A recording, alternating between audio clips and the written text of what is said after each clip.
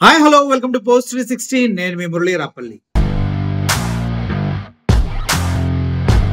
ఈ మంత్లో మహానాడు జరగబోతూ ఉంది.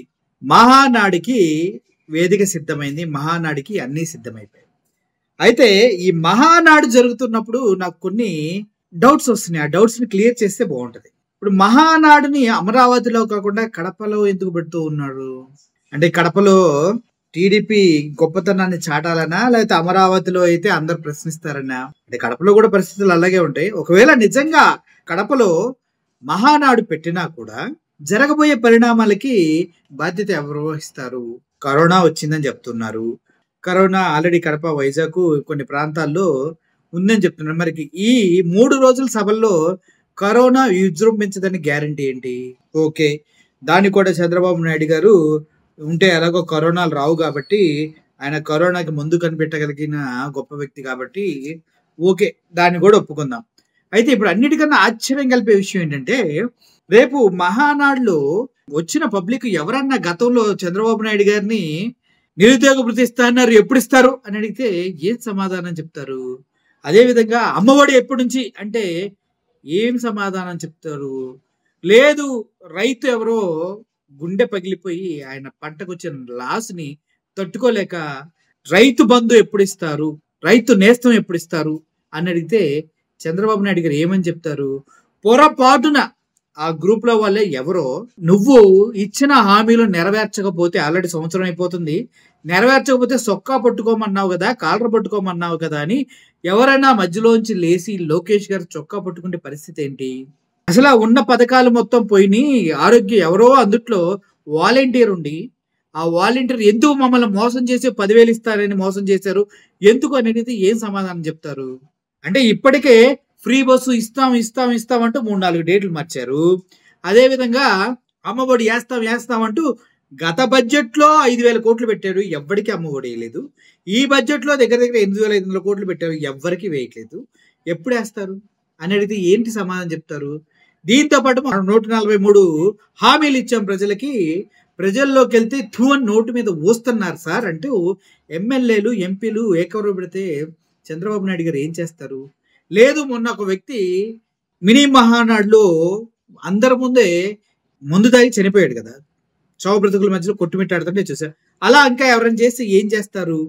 ఇలా చాలా ప్రశ్నలు నా బ్రెయిన్ లో తిరుగుతున్నాయి. చంద్రబాబు నాయుడు గారు వీటి గురించి భయపడతలేదంటే కంపల్సరీగా భయపడతారు, ఎవడైనా భయపడతాడు. ఎందుకంటే అందరి ముందు నాకు నిరుద్యోగ భృతి ఇస్తా అన్నావు, ఎప్పుడు ఇస్తావు అని అడిగితే ముందు సంపాదన సృష్టించిన తమ్ముళ్ళు, తర్వాత ఇస్తా, లేదంటే నీ దగ్గర ఏదన్నా మంత్రం ఉంటే వచ్చి చెవిలో చెప్పు అన్నాడు కదా. మరి ఎలక్షన్స్ ముందు నా చెయ్యే మంత్రదండం తమ్ముళ్ళు అన్న చంద్రబాబు నాయుడు మాటని పదే పదే గుర్తు చేస్తూ ఉంటారు. అప్పుడు ఏం చేస్తారు అంటే, వీళ్ళు గర్వంగా వెళ్తారా, సిగ్గుతో వెళ్తారా?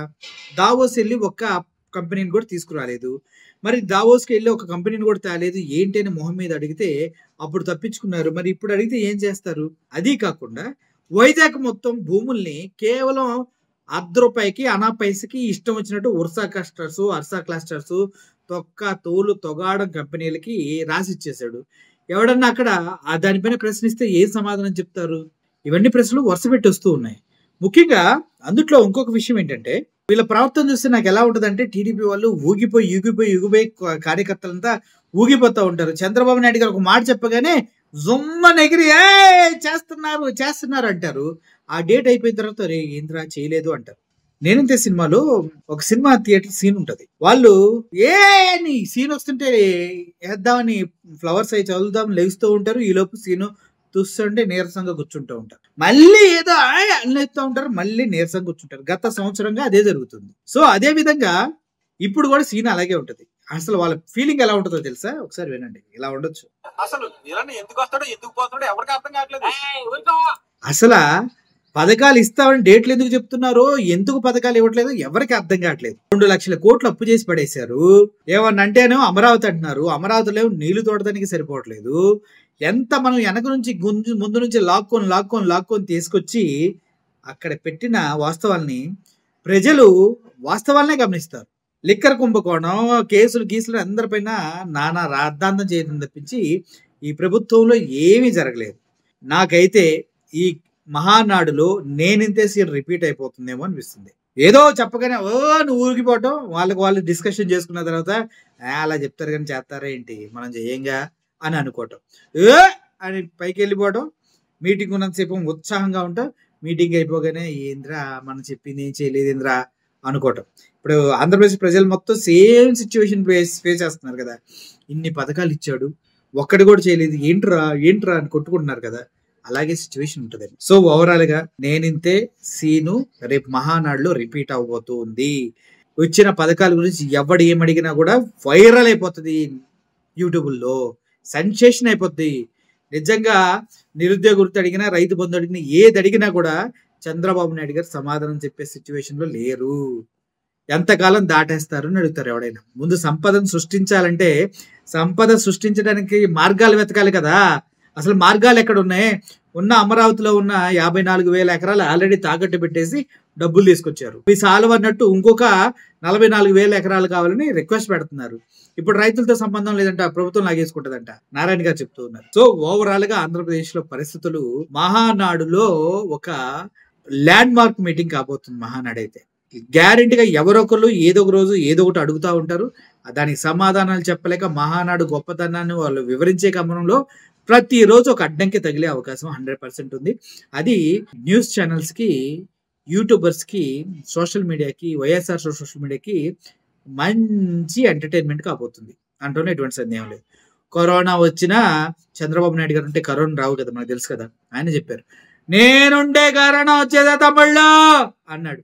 ఆయన ఉంటే కరోనా రాదు, ఆయన ఉంటే వచ్చేది ఒకటే, కరువు. ఆంధ్రప్రదేశ్ కరువు బీభత్సంగా తాండవిస్తుంది. అయితే అతివృష్టి లేకపోతే అనావృష్టి. వర్షాలు 10 సంవత్సరాల పడ్డ గతంలో. చివరికి వైఎస్ రాజశేఖర రెడ్డి గారు వచ్చి వరుణ దేవుడు కూడా మా పార్టీ అని చెప్పే సిచ్యువేషన్. ఇప్పుడు అతివృష్టి.